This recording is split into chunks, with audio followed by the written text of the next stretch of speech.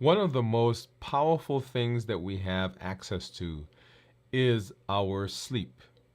Yeah, it affects so many different things in our lives. We know that when we rest, then we can think better. When we rest, we have more energy. When we rest, our mood is better. When we rest, we get along with people and we're able to get good success. How does fasting affect sleep? That's what we're going to be talking about here on this episode. Hey, if you're new to me, I'm Dr. Dwain Woode. That's Wood with an E. The E stands for endocrinology. Here on the channel, I educate, I empower, and I encourage you to take charge of your health and your life, avoid complications, and go to the next level. And in this year, new year, new you. I'm talking to adults with type 2 diabetes who want to put their diabetes in remission, who want to reverse their diabetes, and we're using fasting as one of those amazing tools in our toolbox to help us do that. If you're new to me as well, go ahead and put new in the comments because I'd love to welcome you with a hand clap and some music. And welcome you to the community. And if you have questions, go ahead and put those questions in the comments because we'd love to get to you and answer those as well. Hey, as you know, I've been using fasting. We've been teaching fasting in this community. We've been using fasting to improve our metabolic health and ultimately to improve our diabetes, our blood sugars, and to reverse our diabetes. Yes, yes, yes, yes, yes. And so right now, I am 57 plus hours into this week's fast. And we're going to take a look at my monitors. We're going to take a look at my reports. You guys know how we do it here. So I've got my monitors off to the side that we're going to take a look at here in just a minute. Right below me, I've got my Dexcom Clarity report. And we'll get into those and look at them to see what has been going on. We have been doing an amazing job on our show, Dwain Woode MD Live. So if you have not watched it, go back and watch this week's episode where we introduce the COPE model. Are we coping with our life or are we actually just avoiding it? Are we avoiding it or are we coping it? Go back and make sure you watch that for the episode that we did this past week. I see that we have community members that are out there. So Steve, hey man, how you doing? Thanks for coming through. Steve is saying hello. He said we keep the same hours, Doc. Sleeping hours, Doc, or lack of sleep. That Steve, you said we keeping the same sleeping hours, but lack of sleep as well. And yeah. So let's hop in and let's talk. As you know, I usually do a check-in during my fast, during the time we do our show. And I do that so that you guys can know where I am. And these are the things that I want you, as you are checking in with yourself, or I guess I should say you should be checking in with yourself to see where you are, how you're feeling in all of these areas that we're going to discuss here in just a moment. And then we'll come back and we'll take a look at some of the other things as we get into the show. So let's go ahead and let's do a check-in. I guess perhaps before the check-in, maybe I should set the backdrop. Let me do that. So when we talk about this check-in, what we're checking in on is what is going on in fasting. Well, where does fasting come in? So as we are working to reverse our diabetes, as we're talking about how do we become metabolically healthy, as we make choices to set ourselves up to be successful in our health, there are certain things that we want to make sure we're doing. And part of that, specifically as we're talking about reversing diabetes, has to do with our the pillars for reversing diabetes. Number one, decrease insulin. Number two, suppress the appetite. And number three is reduce sugar. And in all of those, we're looking for tools that will help us do that. And fasting is one of the amazing tools that allows us to do that, and it hits all of the different aspects of the pillars. Well, number one, if I'm fasting, I'm not putting in any food, right? So I'm not taking any calories, and of course, I'm not taking any carbs or any sugar. So that reduces the sugar. That's pillar number three. When I reduce sugar, my insulin doesn't spike as high. And in fact, if I'm on insulin, if from the outside I'm taking exogenous insulin, I don't have to take that much. So that decreases the insulin. That's pillar number two. when my insulin goes down, remember insulin is an appetite stimulator. And so if I'm decreasing the insulin, then by virtue of that, my appetite is stimulated, or my appetite is reduced. And so we've hit all three of the pillars with fasting. So fasting sets us up to be successful because it also hits all of the pillars that we want to hit when we're talking about our metabolic health. Okay, so that's why we're using fasting, and that's why we've been promoting fasting in this space to help us do that. And as we get into fasting, there are several things that we want to make sure that we are checking on, that we are checking in with ourselves, and we are making sure that we are remaining safe and healthy as we do that process. So you see there on the screen. So number one, I want to talk about how I'm feeling physically. So as we talk about fasting, often people will have the main thing they talk about here is how they're feeling in terms of their energy level, right? The energy dips that they sometimes will feel as we're making transitions between energy sources, carbohydrates, and ketones, right? That's one of the big ones, or the big one. And so in the fasting space, sometimes people will feel that transition as low energy. Sometimes they'll feel fatigued. And one of the points you hear me making all the time is sometimes the fatigue is really not coming from the fasting. It's coming from the fact that you didn't sleep, or you've been running all day, or you've been, myriads of things, but it's not necessarily a fasting issue. Now, I am feeling a little bit more fatigued than I have over the last couple of days. That has to do with me staying up late, as Steve pointed out, that we kind of keep the same sleeping hours, right? So I've been up late, and it's one of the places actually that I have to do a better job. I was actually talking to my wife just a little while ago as we were walking through the COPE model, and we introduced that the past show we did. And one of the questions was, how am I using the COPE model to deal with the fatigue that I feel from staying up late? Okay, so not necessarily a fasting issue, but just a lifestyle issue, right? Number two, and let me go back there. And the other things that we will feel sometimes, or people will feel, is lightheadedness, dizziness, sweatiness, palpitations, like their heart's racing, skipping a beat. All of those can come into play, particularly if you are someone who's having low blood sugars. If you are on medication that's causing blood sugars to go down, then you will feel those.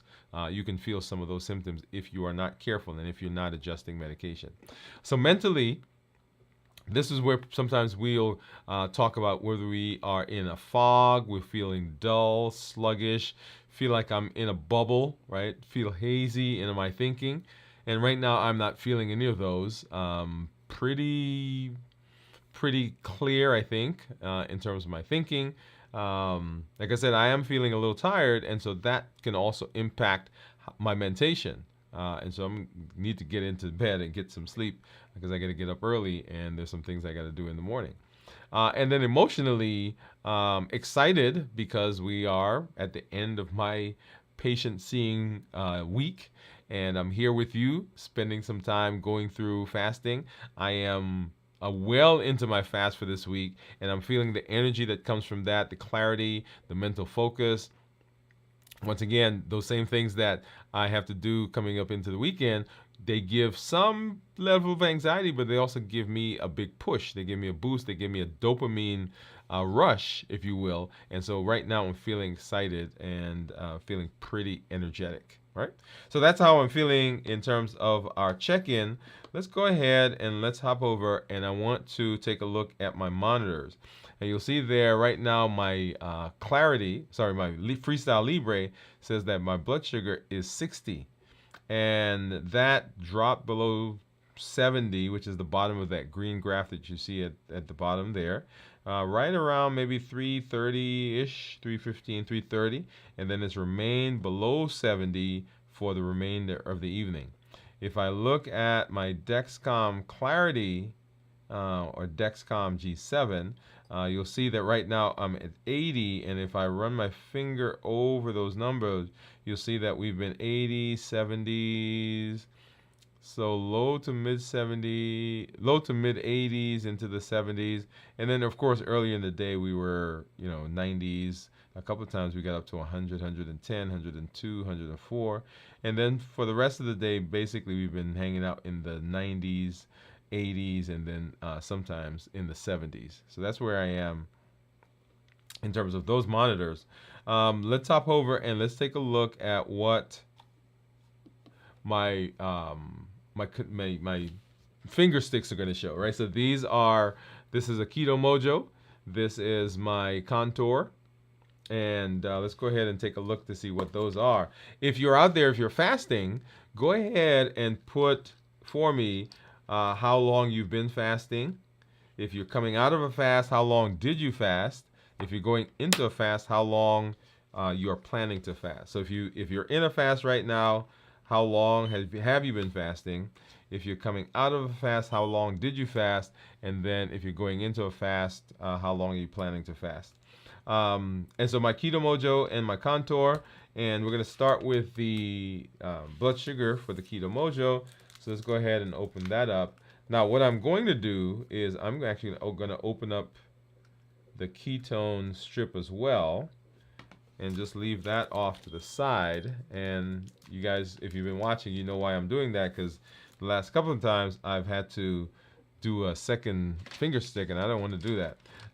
Let's see. So when I look in I don't have any of my Unisticks or my one-use ones. So we're gonna grab one of these. Let's see. Maybe I'll grab one of the blue ones and one of the white ones. And these, remember the others are spring-loaded, and these are the ones that actually go into the Lansing device. And I don't usually use a Lansing device, so I'm just going to pop this off. And you may or may not see that's the Lancet that's in there. And I really just kind of find a finger and give a poke there, and let's make sure we got a good drop of blood. So that was a good one. Get that started. Get another drop of blood to get this one started. So that's the Contour. So Contour says, or the Keto Mojo says 71. The Contour says 61, right? So 10 points different. And the Contour right now is showing the same thing as the Libre. And let's go ahead and get this out quickly before that blood dries, and get my ketone strip in. Make sure we can get a good drop of blood, and go ahead and get that started. There we are. Okay, yeah, there you go. So that one worked out. And of course, like I always do, I'm going to tease you guys, and we're not going to show you what this is going to be. You're going to have to guess. What do you think it's going to be? What do you think it's going to be? Boom. Ha ha ha. All right. So we're talking about fasting and sleep in this episode. Fasting and sleep. Sleep is one of those major things as we talk about our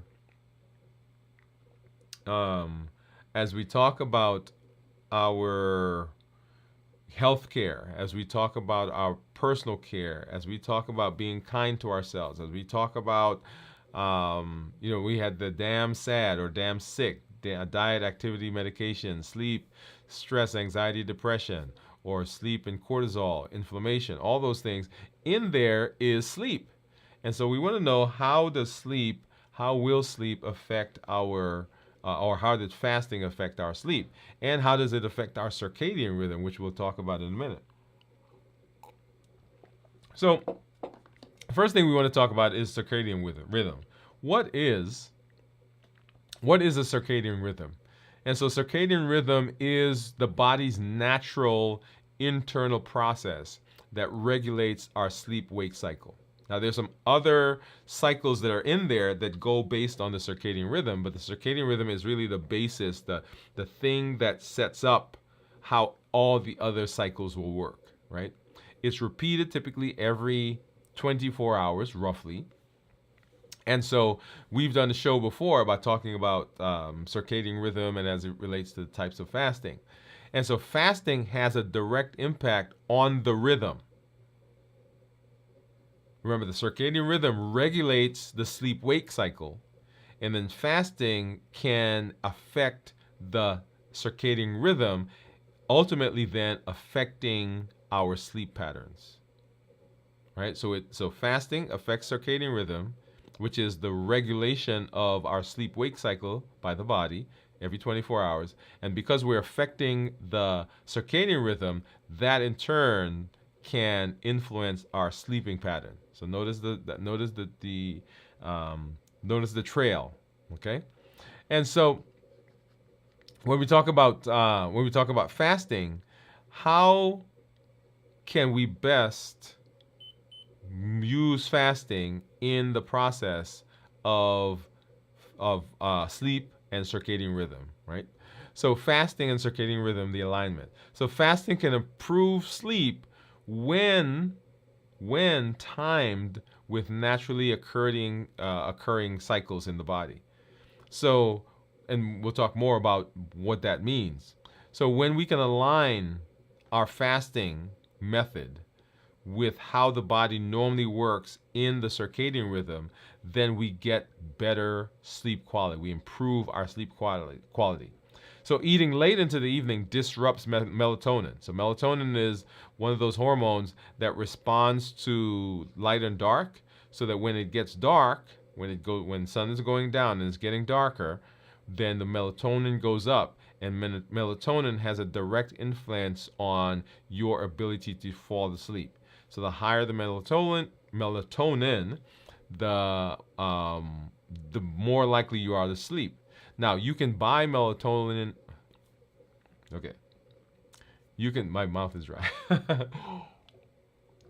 You can buy melatonin over the counter, and many people use it in order to go to sleep.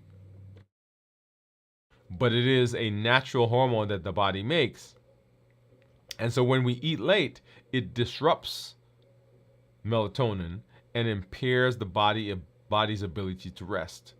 So the eating disrupts the melatonin, and because you don't have enough melatonin, or decrease, I shouldn't say not enough, but it decreases, then that can affect your body's ability to get rest.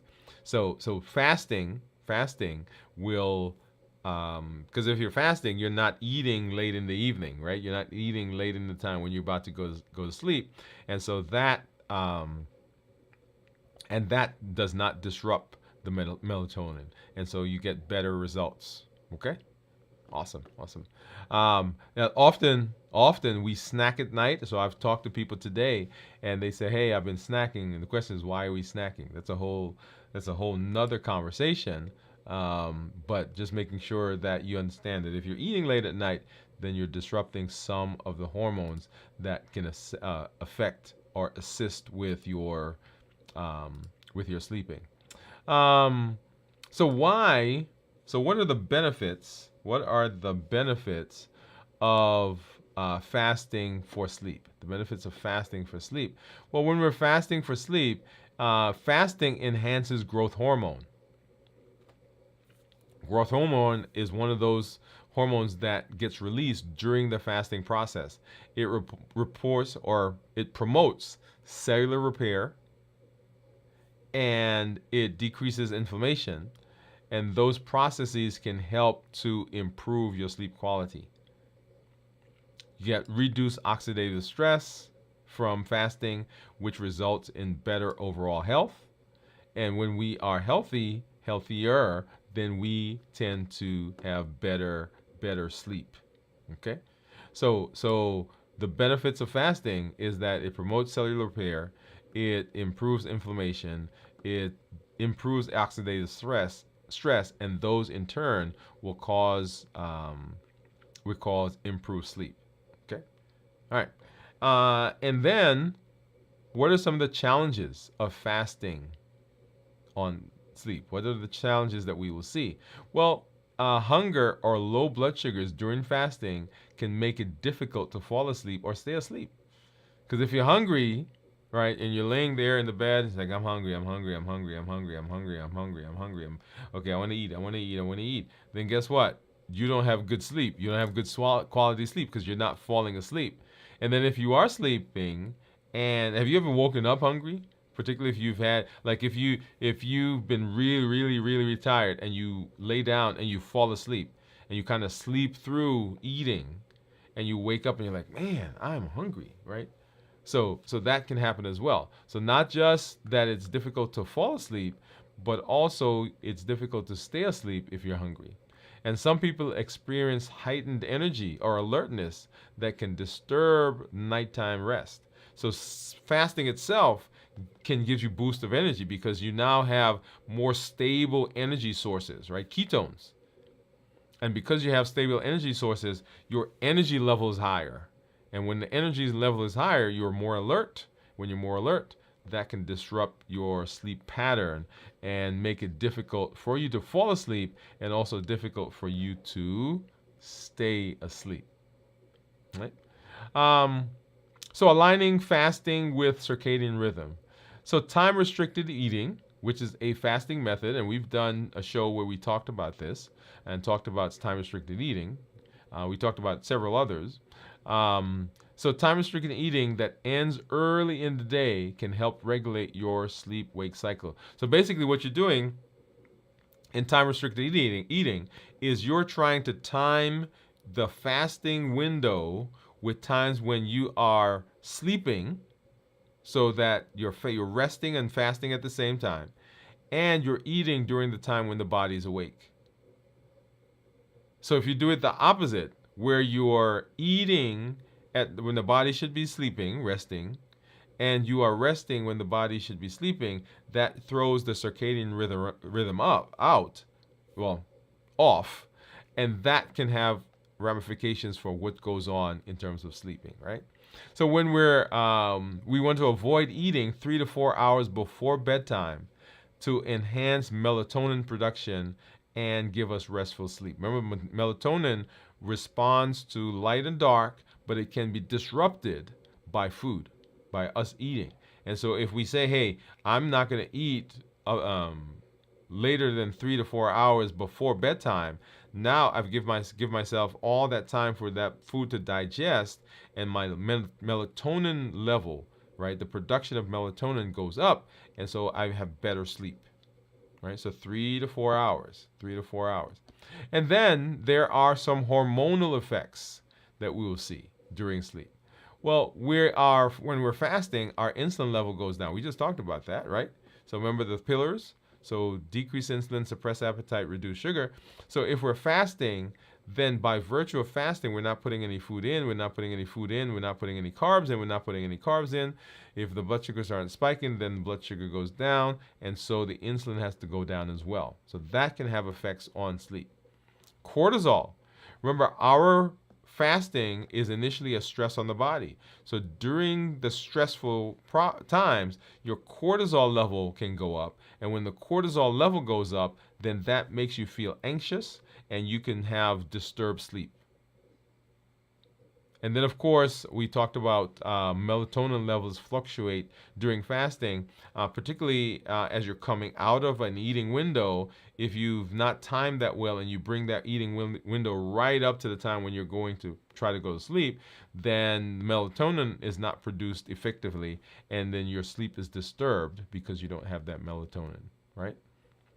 And all of that impacts sleep quality. So eating in sync with your natural biological clock can help hormonal balances. Right? So when we correlate, or not correlate, when we coordinate our eating with the sleep wake cycle, the circadian rhythm, then we get better results better results from that. Okay. All right. And then some practical tips for better sleep during fasting. One, we can stay hydrated. So staying hydrated prevents dehydration, and this can lead to better sleep. So if you get dehydrated, that can disturb your sleep, right? You get cramps, you're dehydrated, mouth is dry, thirsty. All of those things can have impact on the body. And also, because you are not staying hydrated, then acetone, which is one of those ketones, can build up in the body, and that has all kinds of other effects. We did do a show on the ketones. But I think the show was, and I think, but the show was talking about bad breath, constipation, and some other things that you see during fasting. Okay, so stay hydrated. Next thing is to try herbal teas like chamomile that promote calmness. And we've talked about different herbal teas. Remember, in our space, we're saying, hey, we are not taking in anything that has carbs or any calories. If you're in a space where you need to do that, then we interrupt the fast. We get these things going. We drink the chamomile, and you'll see here in a minute. I think I have a slide where we're talking about even doing bone broth, and then we get back on the fast. And then meditation, right? So practical tips for getting good sleep during fasting: meditation. Make sure that you are mindful, that you are taking time to get centered, to know where you are, how you're feeling, right? Meditation, mindfulness, one of those big things that does help us with fasting. And then handling nighttime hunger while fasting. If hunger disrupts your sleep, consider drinking warm bone broth, right? This is the slide I was talking about, or herbal teas. All right, so don't go eating, right? Try to see if it's a hydration problem. And then here are some things that you can use to hydrate. Then you want to avoid sugary drinks or snacks that spike your insulin levels and interfere with restful sleep. This now is talking about just leading up to the sleep, because remember, in the fast, we're not eating. So if you're eating things that are high carbs, or things that are highly processed, then those can interfere with the rest that you will get for that night. Okay, and then gentle movement. Gentle movement can help with sleep. So light exercises like yoga or walking during fasting can promote relaxation and better sleep. You want to avoid intense workouts close to bedtime, because that can have some of the opposite effects. Okay, and then mindfulness and relaxation techniques. So practice deep breathing, mindfulness, meditation, as we just mentioned, to calm your mind before you sleep. One of the other amazing things that you can do is journal. Journal. So you're reflecting on your fasting experience. That is a huge one, because just the process of going through, hey, what's been going on? What have I been learning? Feeling centered, feeling connected to yourself, so you know where you are. All of that will help you in getting better sleep, because you're taking some of that thought, you're taking some of those things out of your mind, and you're putting it on paper. Remember, the brain, if you just keep things in there and they're just jumbled, they're going around and around and around, then your brain says, hey, I've got to remember this. So it continues to try to remember it. So sometimes people say, hey, I keep thinking the same thing over and over, I just can't get it out of my mind. That's true, you can't get it out of your mind. But if you take your journal, take a piece of paper and write that down, now the brain says, hey, I don't have to remember it, because it's on that piece of paper. It's in that journal. And if I need it, I can go back and I can get it. Okay? So writing it on a journal takes it out of your mind and allows your mind to rest. So when you're journaling or reflecting on your fasting journey, this can reduce stress, and it can enhance your well-being, emotional well-being. Okay? So very important. So journaling, I love journaling. We're gonna have to come back and do a show where we talk specifically about our journaling and how do we do that. Okay, so relaxation, mindfulness, very important in getting out of the fast, and the fast will go better because you're doing these things that offset maybe some of the issues that you may see with the fasting, and how it impacts your circadian rhythm. All right, so let's go ahead and let's take a look at this Dexcom Clarity Report. Let's see where we are. See what my blood sugars are, and you'll see on the screen there that let's do this one. Yeah, there we go. So that my average blood sugar is 130. This is for the last 14 days. and I'm in target 91% of the time.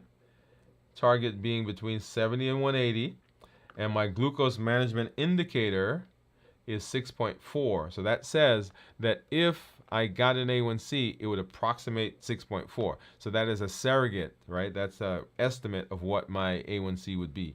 So let's go ahead and take a look and see what my averages are for the last 90 days. So that was 14 days. So for the last 90 days, my average blood sugar is 134. I'm in target 86% of the time. Target, once again, being between 70 and 180.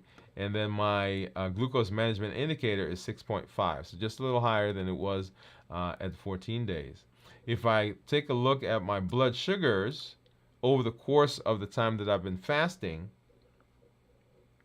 I'll come up there in just a minute. So I started fasting right here about 1 o'clock in the afternoon a couple of days ago. And that's now, so 48.10, so 58 hours. So started fasting right there. And you see I ate, and then the blood sugars went up in response to that food. And then they started dropping. And then, so that was, let's see, right there. So 140s was my blood sugar.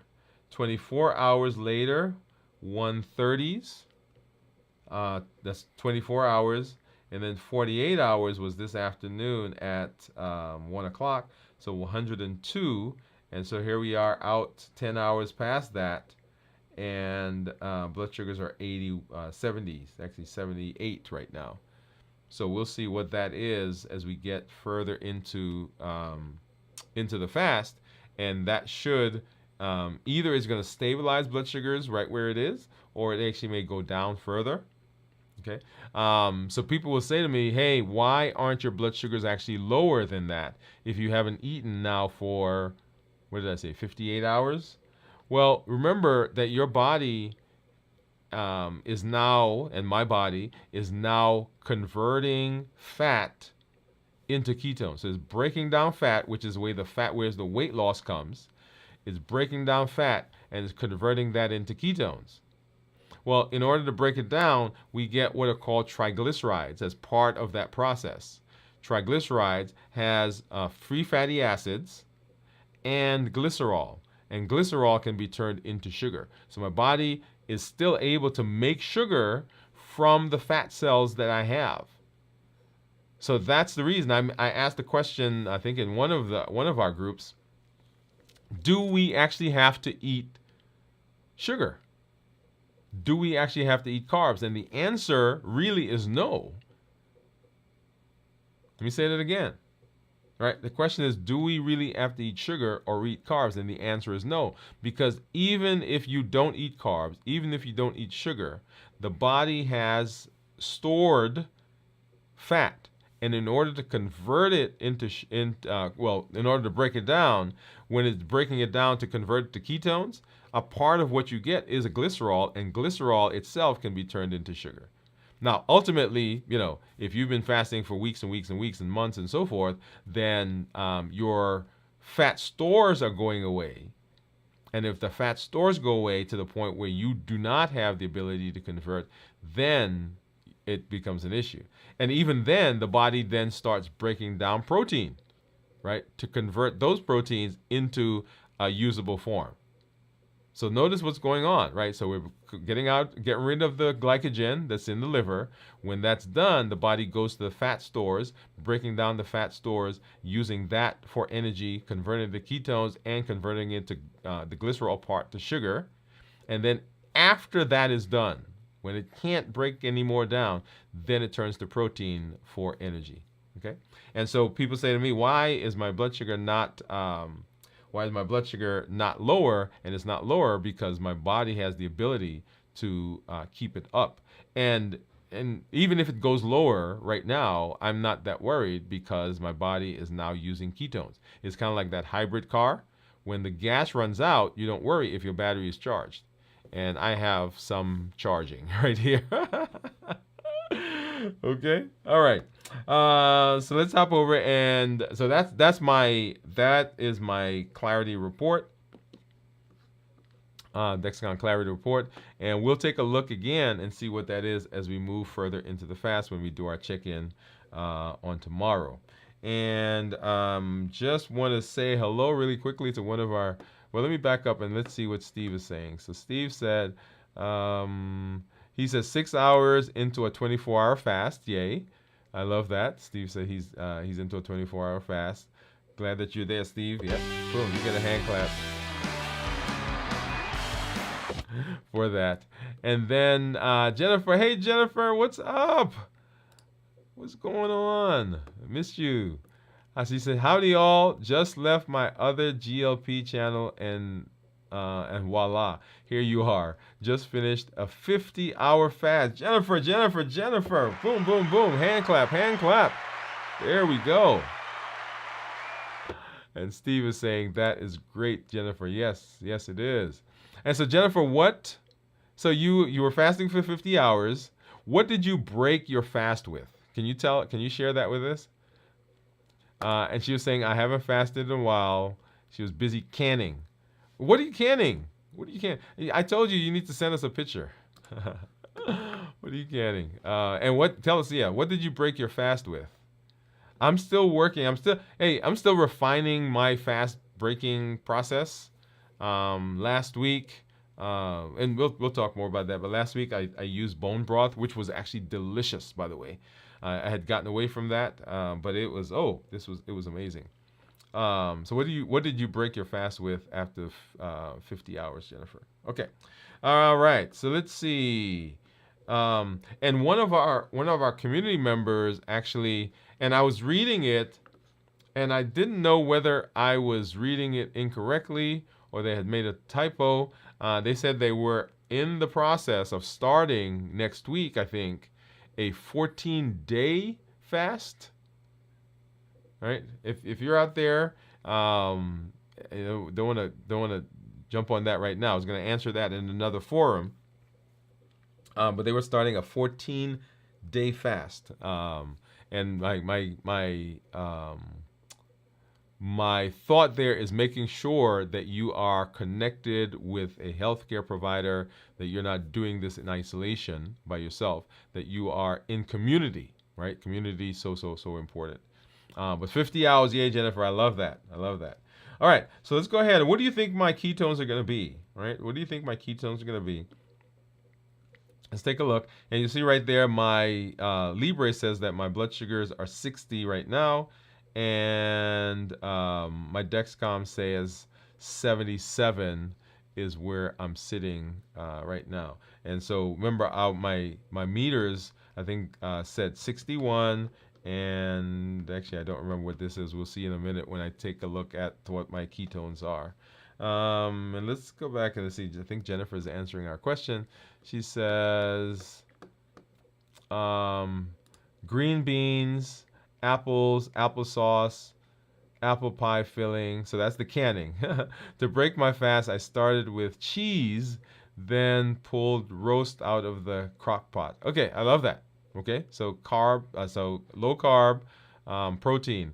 And then Steve, I know you've been doing basically a 23-hour, and so you're starting a 24-hour now. But what did you eat? And you actually, remind me, Steve, I think you're doing a 1 meal a day. I know you're doing a day of fasting, roughly about 23 hours. Are you still doing 1 meal a day? And if you are, what did you have most recently for your 1 meal? Okay. Jennifer says, not the best fast breaker, but made supper for the hubby. No, I mean, Jennifer, what you're describing, right? Two things. One, there's not a lot of carbs. And remember, as part of our breaking the fast, one of the things that we do say is we want to make sure that we're light on the carbs. Okay. Now, the roast is a little heavy, but I'm loving the fact that it's not heavy carb. And then, of course, the cheese works well. Okay. So cheese is good.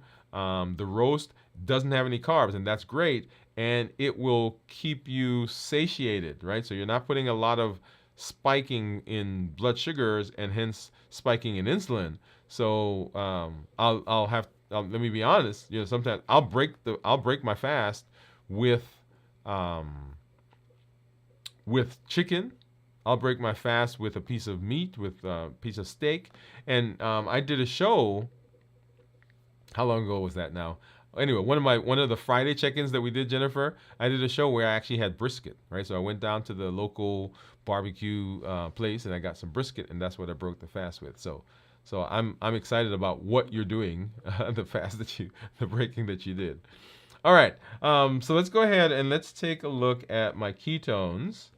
Take a look at my ketones. So let me get this off the screen, and I need to grab my Keto Mojo. And you'll remember, so last night when I did my check-in, my blood sugar was 79 at the time, and then my ketones were 1.1. I think, Steve, your ketones were 1.4 when we did our last check-in. So let's go ahead and turn this guy on, and then we'll get the app to go ahead and sync so we can pull that over. I'm guessing, and I haven't seen it, I'm guessing like 1.7 or maybe even 2. All right, 1.7 or 2. Let's see. So we got it over. So drum roll, please. Drum roll. And it is, okay, 2.1. Okay, so pretty good. So 71 for the blood sugar, 2.1 for the ketones. And if we take a look at the graph, the turquoise line that you're seeing, that is those are ketones. And then, of course, the tan line, that is blood sugar. So as the blood sugar has gone up as I've eaten, when I broke my fast last week, then the blood sugar went up and the ketones went down. And the reason for that is as blood sugars rise, insulin has to go up in my body, right, to combat the blood sugar. And then insulin and ketones can't coexist. So as insulin rises, ketones are going to go away. And then as I started fasting, you'll notice that blood sugars started dropping, and then my ketones started rising to where they are now. So blood sugar now 71, and then of course ketones 2.1. Yay! So I was pretty close. I said 2. I said 1.7 to 2. So there. When we talk about ketones, we want, so ketones that are less than 0.5 are considered normal ketones. Ketones that are 0.5 to 1.5 are considered nutritional, and then above 1.5 is considered therapeutic. So as we are working in the metabolic space, we're working to put our diabetes in remission, to improve our blood pressure, cholesterol, fatty liver, and all those things, and we are working to burn fat, then we want ketones at least at 0.5. And for people who are eating a ketogenic diet, who are trying to get into ketosis, that's also where we want you to be. We want you to be 0.5 or higher. As you see here, I'm in the therapeutic range, 2.1. And so I'm excited about that because that means I'm burning some ketones and my weight is going down. I mentioned that, I think it was last week or week before, I did some extended fasting because I was trying to reset my weight because we'd gone away. Remember, we went camping and all that stuff that happened in June, July, August. And so my blood sugars have been great, but I'm working on getting some of this weight back off. So we'll take a look at that soon. What else? Oh, and so my fasting. So normally, if you think back to the past, I usually start my fast in the evening, right? So like 7, 8, and 9 o'clock. Well, this week I actually started the fast earlier because I find that if I am breaking the fast at night, and I eat at night, and so I was having trouble sleeping, right? So here's a very practical application of the conversation we just had. Because when I break the fast after the show here, right? So we break it, say I finish breaking the fast at 7 o'clock, 8 o'clock, 9 o'clock, sometimes even 10 o'clock, then I'm eating, And because I'm eating at that time, that messes up my sleep, and I end up staying up late. And when you stay up late, what do?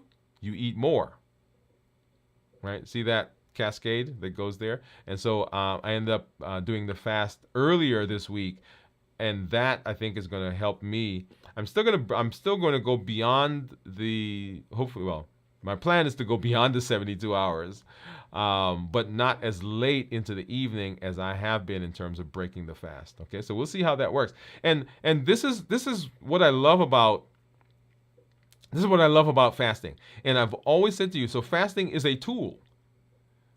And fasting is a tool that I take out when I need it. I put it up when I need it. I've been doing a consistent fast of weekly fasting, but the adjustment, the type of fast, how often, how long, that can adjust based on your calendar, based on your schedule, based on what you want to do, based on the benefits you're looking for.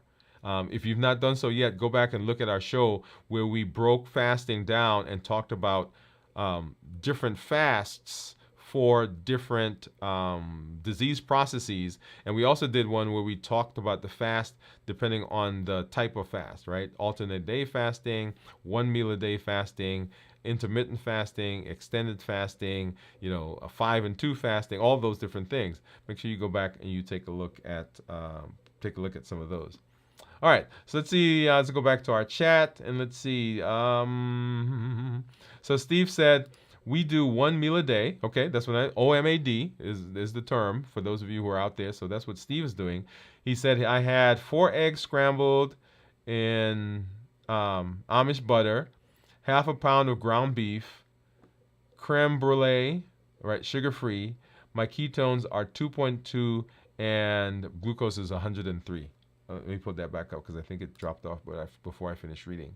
Right, so notice what he's eating, right? So he's doing 1 meal a day, and he had 4 scrambled eggs with Amish butter, half a pound of ground beef, so there's all the protein, and he had some fats there as well. Creme brulee, right? So sugar-free, right? So some carbs there, and his ketones 2.2 and blood sugar 103, right? So you can still remain in ketosis if you are careful in what you're eating, right? So this is the whole idea behind a ketogenic diet, right? That you remain in ketosis. Jennifer says, Steve, sounds yum. I'm learning to use allulose as the sweetener and for canning. All right, keeping low sugars. Okay, all right. I've not used that before, Jennifer. And then Steve says, Swerve is the sweetener my wife uses. Okay, there you go. She makes frozen yogurt bites that are great. Hey Steve, I'm gonna have to place an order. And Jennifer, we've already said that we got to come to your place. So I just love the things you guys are doing. So Steve, tell your wife, hey, I'm placing an order for some bites. Okay. And creme brulee. Now, who made the creme brulee? Did you make that or did your wife make it, Steve? All right. All right. So let's see. So we've looked at my monitors. We've looked at my my reports. We've seen what my ketones are. So as we are moving into this, as we continue in the space of metabolic disease, those of you who are out there and you're thinking, I am not diabetic, and I know they keep talking about blood sugars, I'm not diabetic, so this is not for me. I want to convince you, and I'm gonna pick on Steve and Jennifer here in a minute. Well, let me not say in a minute, but Steve, can you share, if you don't mind, share with us what has happened in your A1C drop? And then Jennifer, this was you put this in the chat I think a while ago. Tell us a little bit about weight, what you saw in terms of improvement in your weight. Okay, so I want both of you. I'm picking on either of you for different things. So if you don't mind sharing that with us. Let's see. Steve says, service of sweetener. She makes frozen. Okay. We will be at your office Wednesday, and we'll bring you bring your treats. I love it. I love it. I love it. All right. So yeah, so if you guys would share that with us, that would be great. So as we're in this space, remember that diabetes is the prototypic metabolic disease. That means that it has components of a lot of the other metabolic diseases. If we can treat diabetes with the tools that we're learning, those tools are extrapolatable, or they can be extrapolated into the other places. Because if you read the literature, if you look at the research, right, fasting has been shown to have amazing benefits in metabolic syndrome. Whether we're talking about high blood pressure, high cholesterol, polycystic ovarian syndrome, coronary artery disease, non-alcoholic fatty liver disease, obesity, metabolic syndrome, and on and on and on. And we've even talked about it being beneficial in neurodegenerative diseases like Alzheimer's, in in autoimmune diseases, in inflammation, in cancer. So not just diabetes, not just putting diabetes in remission, which is what we're talking about, but if you're not diabetic, this still works for you, because it is amazing that a lot of the things that we see, a lot of the chronic illnesses that we experience, a lot of the complications that we see in our body in our modern day comes from the effect of our hyper or super or elevated insulin. And the insulin comes from, that elevated insulin comes in a large proportion, large measure, the word I was looking for, in large measure because of the foods that we're eating, right? The refined foods that will spike blood sugars. When it spikes up, we got to get insulin.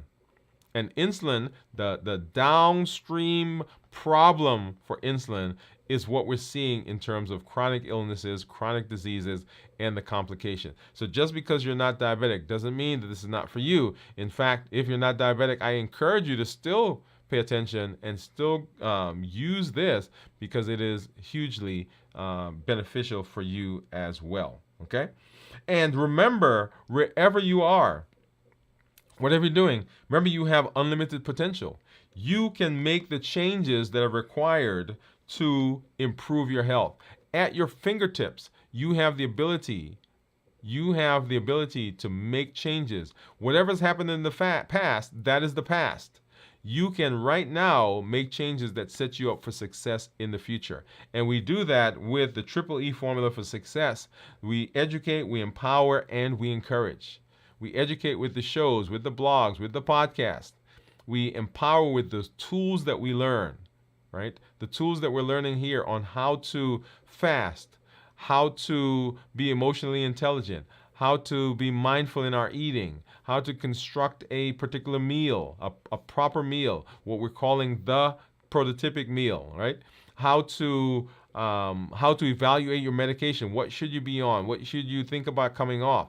All of those are tools that we're learning. The COPE model that we introduced on this past show, and then the HEAT model. All of those are tools that we're learning, and you get to put those into practice, and that helps you in your improvement, right? The unlimited potential, we educate, we empower, and then we encourage. Just like we're seeing here in our group, our community members who are sharing their successes. What are they doing in terms of fasting? That is how it works. And we'll talk more about that as we talk about our call to action here in just a minute. Remember, as you're moving into fasting, or you're making decisions about food, which we just said is one of the big issues that happen, or big issues in terms of our chronic diseases, as you're thinking about food, remember there are things that are going to push you, they're going to trigger you into eating, into breaking a fast early when you didn't want to, or into coming off of your meal plan, and they're given by the HEAT model. Habits, emotions, access, and taste. We eat not because we're hungry all the time, but we eat because we've gotten into the habit of it. Can't tell you the number of people that I talked to today in the office where it was a habit. I was a habit of eating ice cream, a habit of eating cornflakes, a habit of eating cereal before going to bed, a habit of having a cookie, a habit of having some sherbet. All of those are habits, not because we're hungry, but we've just developed habits of doing those things. We eat because of emotions. We're tired, we're bored, we're sad, we're frustrated, we're depressed, we're anxious, we're worried. All of those are emotions. And when the emotions get strong enough, the emotions are going to push through your desire, your decision to not eat something or decision to eat in a particular way. We eat because of habits, emotions. We eat because of access. There are some things that I don't even bring into the house. I can't bring them in because I know that when they are around, I'm going to eat them. So I know myself. I know that's one of my triggers. And so cashews, almonds, all those things, I can't bring a whole bag in the house. I've tried. Now tomorrow I may try to do something different, make a mix with some small amounts of something. But I've tried. And I know if it's there, the entire bag is going away. All of it. So I just don't bring it here. I eat it when I'm out, but I don't just bring a whole big bag in here, right? So we eat because of habits, emotions, access, and we eat because of taste. Taste, taste, taste. That's an important one. The perfect combination of sugar, salt, and fat. That's the bliss point. The manufacturers, when they're creating the food, hey, how do we get people to like this so much that they got to have more? That's called the bliss point. And when we're chasing after food, we're not always chasing after the food itself. We're chasing what the food does for us, the calm that it brings, the environment that it creates, the memory that it brings back to our mind. All of those things are where we're going after. So we eat because of habits, emotions, access, and taste. When you come into the space, when you join our community, we want you to jump in and join the challenges. Every month we have a challenge. We have a challenge that helps you put the things that we're learning into practice, right? Make sure that you get over there and you are looking at those challenges. We talked about our why. Why do we want to do the things that we are doing, right? The 5 whys. Remember that. Why do you want to do it? We talked about fasting. Setting yourself up for success, beginning to learn to fast for 24 hours once a week. That's the goal. That was the plan. And if you are fasting longer, like you saw Jennifer fasted for 50 hours. I'm in my 58th hour, 59th now. Okay? The heat model. Which of the model that we just talked about, which are your triggers? I'll tell you, I've got 3 of them. Emotions, access, and taste. And I've cut out some of the access part, so emotions and taste. But 3 of them. Which ones are yours? Is it habits, emotions, access, and taste? One of the challenges was to create a meal that fell into these parameters, that whole foods, minimize processing, no added sugar, starchy and non-starchy vegetables, healthy fats, lean protein, tasty and appropriate portion size, right? And then mentor someone. The New Year, New Process works. It works in the diabetes space. It works in the metabolic space. Find somebody to mentor. Teach them. Say, hey, come along. Let me help you along this process. Let's do this together. You can be a voice for change in your community, in your home, in your family, at your church, at your doctor's office, wherever you find yourself. And then make sure you're getting your labs checked. I'm going to be having labs drawn here in a little while, getting ready for my doctor's appointment that's coming up next month. So make sure you are also looking at, there are certain things that we want to make sure that you're checking. Go back and look at that show. And then we say, hey, get an exercise program, right? One of the things that we're working on, a new series, and it's called My 100-Day Walk to Consistency. My 100-Day Walk to Consistency.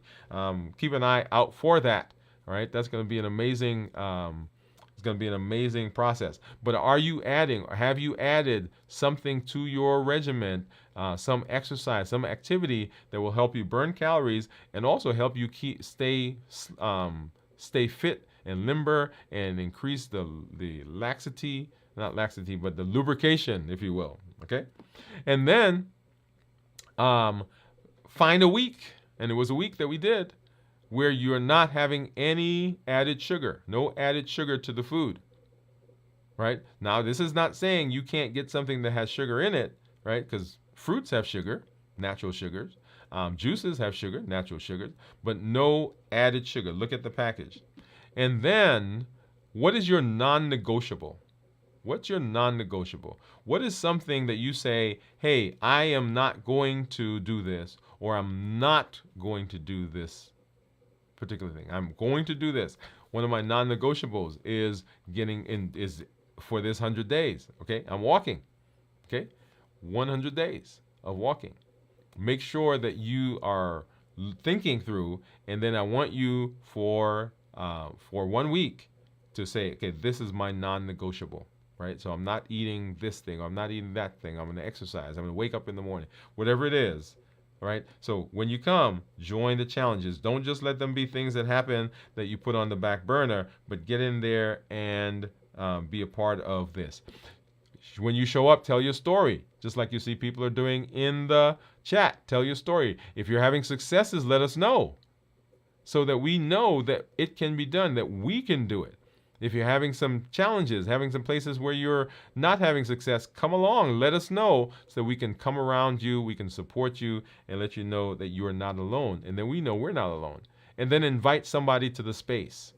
Say to them, hey, let's go do this together. This goes back to the mentoring, right? You can be the voice of change. There are over 1 billion people on the planet that have diabetes or pre-diabetes. And you can be a voice that says, hey, we can be better. Okay? All right, let's see. So I think, let's see, I put Jennifer and Steve on the spot. Let's see what they say here. Okay, so Steve says he's gonna be at the office.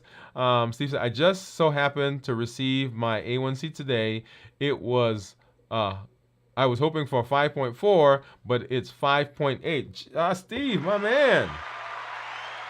I love that, man. So 5.8, I love it. Jennifer says, a year ago, last March, I started at 293 pounds. I dropped down to 199 pounds in 14 months. This summer, the Garden and Orchard Bounty put a hitch in my loose pants, my lost plans. We put that back up. I regained 16 pounds. I refigured and I have dropped 7 pounds. Okay, so she went from a 293 down to 199 and then put back on a total of 7 pounds. So we're talking about 206 pounds where she is, down from 293. I love that. Okay, and so Steve is saying, that's great, Jennifer. I love it, love it, love it. Jennifer says, fresh corn on the cob and canned corn was the hardest. So sweet, so good. Steve said, I love corn on the cob. Can't have it. Cornmeal is a killer for me. Oh, Steve, man, I love cornmeal. I love cornmeal. But I can't, well, I guess maybe it's the way I made it. Love cornbread. And Jennifer said, ooh, with fresh butter and local honey. Yup, I can't have it around either. See, there you go. That's that access. I made cornmeal from dried sweet corn. Too good. Awesome, awesome. Well, hey, I love this. I love the community, right? I love the benefit that we're getting. And if you're out there, remember, drop us a message. Let us know what you're doing. Let us know the successes that you're having in your space and successes that you're having in your life. Hey, as I always say, I'm Dr. Dwain Woode. I love being with you. And we will see you as we do further check-ins later this week. That's Dr. Dwain Woode. That's Woode with an E. The E stands for endocrinology. Here on the channel, I educate, I empower, and I encourage you to take charge of your health and your life, avoid complications, and go to the next level. And in this year, new you. Good night, everybody. We'll see you tomorrow at our check-in as we do our review of fasting. We'll see you Saturday night for videos from the vault, and then on Sunday morning for This Week in Review. And of course, as always, Dwain Woode MD Live at 7 p.m. Central here on the channel. Good night, everybody.